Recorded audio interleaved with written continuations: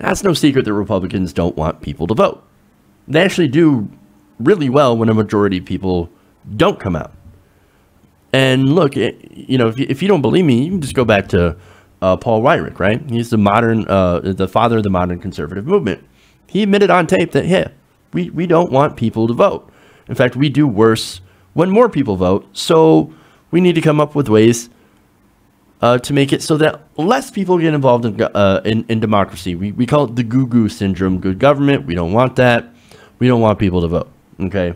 Again, it's right out in the open. You can look that up. It's on tape. It's not fake news, okay? Now, those words were apparently music to Kris Kobach's ears. Now, Kris Kobach is the Secretary of State of Kansas and is known by a lot of voting rights groups as wanting to make it as hard as possible for Americans to vote. Now, to everybody else who's not familiar with Kris Kobach, well, there's a reason, because he's actually very good at hiding his efforts to do so. Now, documents obtained by the ACLU have basically confirmed, though, that he has a plan to try to take away your right to vote, and has been covertly lobbying Trump's team and other officials from the first day that Trump got into office to be able to enact some of those policies, to roll back some of those voting rights. Now, he does this by doing a couple of different things. Number one, he comes up with voting restrictions, you know, voter ID, right? Now, the ACLU writes that before Kris Kobach took the office as Secretary of State, Kansans could register to vote the same way that people do in virtually other states in the country, by submitting a sworn oath of citizenship under penalty of perjury.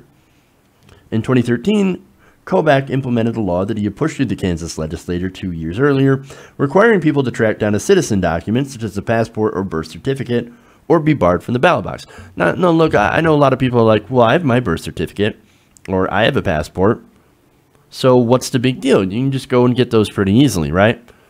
Well, not everybody can. Not everybody has the financial ability to be able to go and get those documents. Some people, especially elderly voters, don't necessarily have those documents. So what? They're essentially barred from voting. Exactly. I mean, that's exactly what's going on here. In fact, large numbers of citizens, disproportionately minorities, do not have a passport or birth certificate on hand and do not have the money to obtain replacements. By December of 2015, more than 35,000 Kansans had been disenfranchised. That's approximately 14% of all registration applications since the requirement went into effect. Now, the National Voter Registration Act, known as the Motor Voter Law, prohibits unduly harsh registration rules and requires that states make voter registration easy and straightforward. So that law is, like I said, it's there to protect people from being disenfranchised. So the ACLU, what they did is that they sued and they filed a motion in the U.S. Court of Appeals for the 10th Circuit, and the lawsuit went forward saying that this is unconstitutional. You're making it harder for people to vote in Kansas. And the 10th Circuit Court of Appeals said, yes, that's true. It is unconstitutional. In fact, the opinion by a George W. Bush appointed judge found that Kobach's law had caused a mass denial of a fundamental constitutional right. The court noted that before a state could impose such sweeping restrictions, there would need to be proof that a significant number of non-citizens were actually registering to vote. So that was the first thing that they were trying. Okay, let's put in some very strict voter ID laws. Now, when that didn't work in Kansas, they decided to, okay, well, that last sentence there, we need proof that significant numbers of non-citizens were voting if we are going to basically overturn that motor voter law. So this is why the number of Republicans that are talking about voter fraud has exploded. Now, voter fraud in person especially is incredibly rare, but not if you talk to a lot of Republicans inspired by Kris Kobach. Now, so like I said, since they couldn't go that way, thanks to the circuit court, they wanted to go another way. According to the documents, Kobach secretly prepared a draft amendment that would rewrite the NVRA to allow him to impose restrictions on voting. Kobach's proposed amendment would grant him and officials across the country the power to impose any voter registration restriction they wanted, regardless of the evidence or lack thereof. And one day after Donald Trump won the election, Kobach sent an email to Gene Hamilton, a member of the Trump transition team, in order to set up a meeting. Less than 2 weeks later, Kobach was seen going into that meeting with Trump and his cabinet at the time. In the meeting, he gave Trump advisors each a copy of what he planned to do. So basically, he's like, hey, this is the problem, right? We've got so many undocumented immigrants that are voting, illegals going to the polls, they're swinging elections, there's so much voter fraud going on. We got to do something about it. And here's what I got. Here's my plan. I want to change the NVRA so we can do massive restrictions on voter registration. And you know how it was, well, here's how it was received. Yes, we should totally do that. Bannon's essentially was on board, and as were many of the other cabinet officials. In fact, one day after the meeting, Trump tweeted, this out. He said, "I would have won the popular vote had it not been for millions of people that voted illegally." Coincidence? I think not.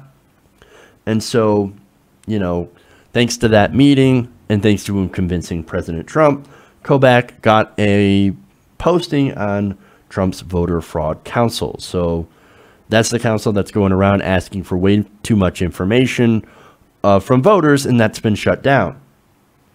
Not the council itself, but their requests to go and get all this information have been shut down by other courts. So, but basically this shows that what he's doing is that he's making the case to try and destroy the NVRA and disenfranchise millions of people based on erroneous information and a giant lie that millions and millions of undocumented immigrants are voting in these elections. So that's essentially what their plan is. And look, they've been pretty successful at getting the right riled up about illegal voters.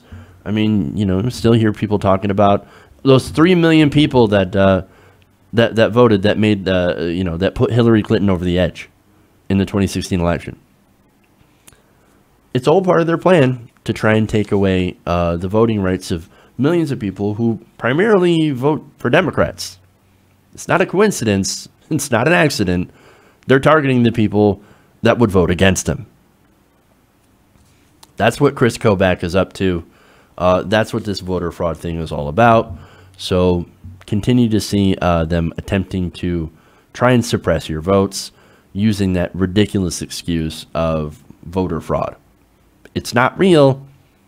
It's never been real. There are no hordes of immigrants being bussed in to vote. There's just no proof of that. And so don't believe it when they use it to try and come after your vote. Hey everybody, thanks for watching this video. If you want to see more like this, please hit the subscribe button below. And if you want to support truly independent progressive media, please consider becoming a patron at patreon.com/TYTNation.